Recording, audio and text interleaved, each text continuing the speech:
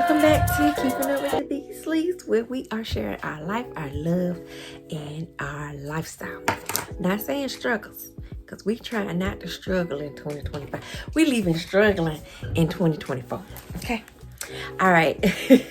So if you clicked on the video, of course, today's topic is going to be about 5 strategies for calming sensory overload. And if you see me looking, I got my notes. It's a lot. I'm a rambler. I like to go off on tangents. So I have notes here to kind of help keep me together. All right. So first and foremost, as you know, we have 2 children that are on the spectrum, both my son and my daughter. As I mentioned in previous videos, they are very, very different, very, very polar opposite. How they have their meltdowns and their moments, totally different. You leave Cam alone, he'll be all right all the day, all the night. It's when you ask him to come out of the room, it's when you gonna get the meltdown. Rose gonna be out. It's just different things that might trigger her. So we're just gonna go over a couple things that you all can incorporate if you are dealing with someone that is on the spectrum. Some things that you can incorporate, maybe even try if you haven't already. We're not perfect, and I don't ever want to come off like I'm an expert, because I'm not. I am learning. We're learning every day how to manage these children. And so anytime if you come into our channel and you're watching and you have a loved one, you're on the spectrum, whatever it is, please share in the comments down below. Please comment anything that you would like for us to go over that maybe we might have some insight on. Please don't ever feel like we think we know it all, because we don't. We don't. We're struggling right now with some things that I like. Aurora's stubbornness is one thing, but I can tell you this is why I have my notes, because I go off on tangents. So first and foremost, we want to talk about what exactly is sensory overload. So basically, sensory overload happens when someone's senses, like hearing, sight, or touch, are overwhelmed by too much input. This might look like covering their ears in a noisy room, avoiding bright lights, even having a meltdown. And it's not about misbehavior. It's always about overstimulation. And like I said, because Cam and Aurora are 2 very different children, even how they present on the spectrum is so different. And I say that because Cam never was really a child that had a lot of overstimulation. It was only like when they would always have us fill out the little bubbles to say, tell us about these behaviors, tell us about this, tell us about that. Cam only had reactions to certain things. So like a fire truck, if it was too loud, he might cover his ears. I can remember his auntie taking him to see like the power trucks, and she said, oh, he wanted to enjoy it, but it just was too loud for him.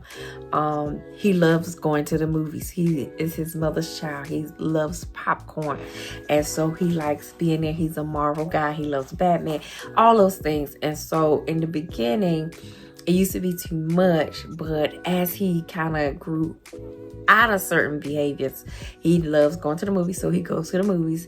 Dad does have the headphones for him now, but even with that, like, all those things kind of tempered out for him. Whereas Aurora, she is one that if you're too loud, she's going to get louder. It is an overstimulation for her, but she gets loud as the noises are loud. So she's almost trying to battle. It's like a battle for the attention, but at the same time, it's an issue for her. So I think I mentioned in the last video things that help with them in stemming, like the hand flapping, rubbing up the hands together, things of that nature. So what we want to do is try to come up with strategies, or at least go over some strategies that will help them in the moment. So what I've learned, if Ro is loud, if we're in an environment that's loud, I'm going to try to bring down whatever noise level that I can to bring her down. That's what's going to help. those are going to be those things. So if we're in an environment where it's loud and I can't bring it down, then that's when we're going to have to break out those headphones. Bring the headphones out. You got to pull them out because in that moment, or either remove her from that environment because she doesn't like things on her ears. Overstimulation. So it can cause a meltdown as well. So that's the first thing. What is exactly sensory overload? And then the next thing is, so we're going to kind of go into what can we do? So if you're home and you have those meltdowns, or your child can be overstimulated at home, because like I said, it can happen here with us. If we're too loud, we got the TV going too loud, dad playing games too loud, whatever the case may be, then we can either remove her from that environment, bring down the noise level. It's going to bring her down. Or we have what is, you can create a calming corner. So like she has not a calming corner, but her calming area. So she has her bed that's downstairs. So we'll pull out the bed and have her be able to kind of go into her own environment. But in most cases, some examples are have like a fluffy pillows and soft blankets, and maybe even cut on YouTube onto something that's light and airy, and something that will kind of bring down that stimulation. Bring it down, bring them down, bring them down, bring them down. See, something like that for Cam would not work. Cam, that's not gonna work for him. Plus the loud noises, that doesn't kind of get to him. Like I said, he's grown out of that. So basically, if anything, he might be the one that's loud and making noise. But outside of that, no, that's not his issue. So you want to create that calming corner for them so that they know to when they're having that overstimulation. Because the end game is we want to get them to a point where they can identify, okay, I feel it. I'm overstimulated. This is getting to be too much for me. So I'm going to go into my calming corner. I'm going to go over there and I'm going to put my headphones on. I'm going to lay on my soft pillow and I'm going to just cut on my mood music to help bring me down. Right now, for Aurora, we are the calming corner. So I want to, some of these things, like I said, I'm learning with you guys. I probably will create a true calm corner for her because, you know, but I will say about Aurora in the same breath, and that is she likes to be around people. She's definitely the opposite of Cam. She definitely she wants that touch. So that physical touch for her, which is going to come up a little later in terms of some deep pressure techniques is coming up next. So that is the exact, so it kind of takes me into the next strategy, and that is using deep pressure techniques. So deep pressure stimulation is another powerful tool. Weighted blankets, compression vests, firm hugs can also help keep the sensory in check to calm that nervous system. So I have thought about getting a weighted blanket too for Aurora as well, because I know it wouldn't work for Cam. Like I said, Cam, he just doesn't really have the meltdowns as much as Aurora does. Aurora is guaranteed to give you a meltdown at least 2 or 3 times in a week, if not more than that. So depending on how far gone she is, though, sometimes for us, we let her self-soothe, let her come out of it on her own because she doesn't want to be touched. I don't know if you've been following us and you've been watching our videos, but like one day when I was pulling her from ABA, we were coming home from ABA therapy, she did not want to be touched. She was overstimulated. She didn't want to be touched. So even though I want to give her a hug, and even though she's kind of like, I want to give you a hug, I want to hold you, sometimes in those moments when she's already up here, don't touch me. I don't want you to touch me. And to touch her makes her go further into the hole. So even though I might want to hold her, because in my mind, I'm like, let me just hold you to bring, to bring you down. No, she like, let me handle this. I got it. So those are another option. That's another strategy that can be used. The next strategy is engaging in sensory activities. So that might be redirect focus and provide relief. So stress balls, fidget toys, sensory bins with rice and beans. And I did get her a whole bucket of sensory toys or fidget toys. some that have like water and they have bubbles that go up and down. And a lot of times, just like this says here, let them redirect or refocus themselves is going to be the helping piece. And I agree, because sometimes it doesn't matter how much you talk, because the more you talk, it's that sound. She doesn't want to hear it. She doesn't. It just really makes her angrier. It makes her more frustrated. And you spend more time trying to get her to come down from whatever it is, instead of just letting her work it right on out. Just let her work it right on out. Because a lot of times, to talk to her sends her over the edge and in the ditch. And we don't want her to be over the edge and in the ditch, because she's going to be down there in the ditch by herself. So we just let her work out her own issues.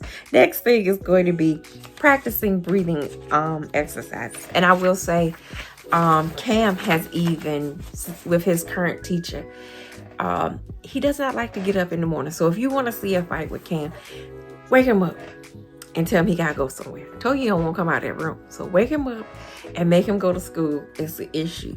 So one thing that my husband has mentioned since he's at his new school, because he's a big boy now, he's in middle school. The teacher has taught him how to breathe in, breathe out, breathe in, breathe out. Even to the point that one time he was like, okay, Dad, you probably need to do some breathe in, breathe out when Daddy was mad. So we know that they're paying attention to what we're saying to him. So that is definitely a good thing. I've done that with Aurora. Sometimes if she's not too far up, I can kind of be like, come on, let's take a deep breath. Come on, let's woosah. And she'll breathe in and she'll breathe out. She won't do it every time, but sometimes you can redirect with that breathing exercise and she'll come out of it. But most of the time, she's got to kind of come down on her own. All right. And then, of course, the last thing, which is our favorite thing, and that is create a distraction or break. So sometimes we can be like, hey, Ro, what Daddy doing? Where's Brooke? Or you want to go outside for a walk? Yes, I want to go outside. Yes. And she's slowly de-escalated. Tell me what they're doing over there. What is Annie doing? What is Nana doing? You know, all those kind of things. That definitely is another thing. Distraction is a good one for her. Distraction is a good one. Like if she's really been going for a while and she still cannot get herself to come down, redirect. What you have for lunch today, Aurora? How was school? You know, stuff like that. Tell me what Daddy did.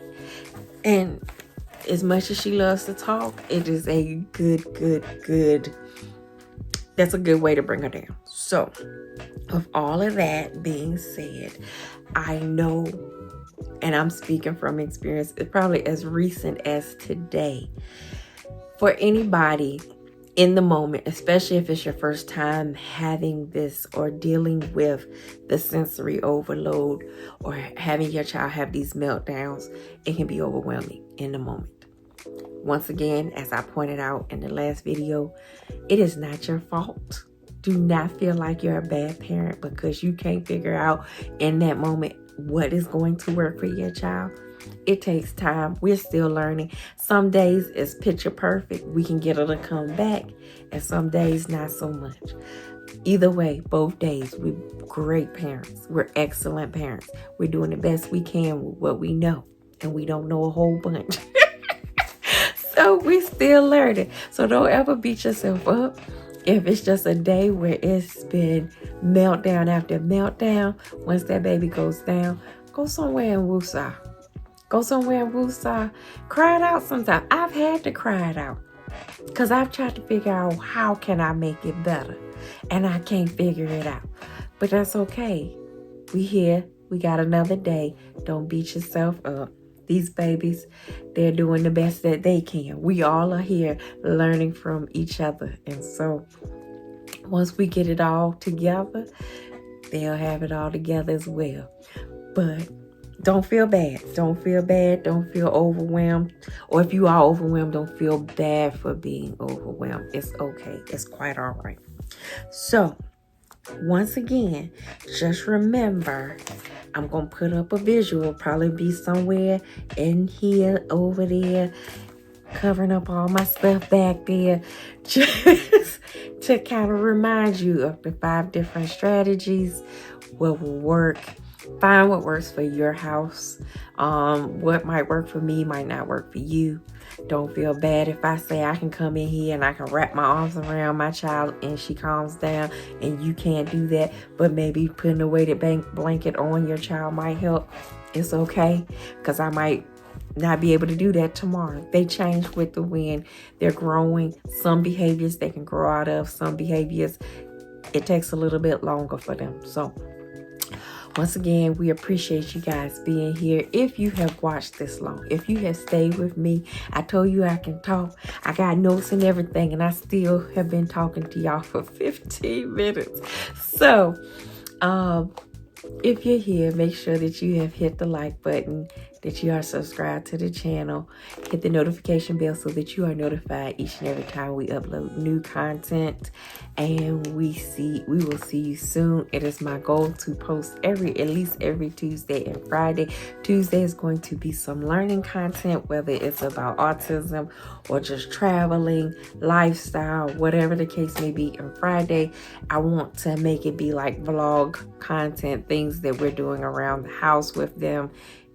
Any way we can help. So if there's anything that you guys think of, like I said before, that you want us to discuss, something that's on your mind as people that might have family members, loved ones, you are on the spectrum, whatever the case may be, please drop it in the chat. Let us know.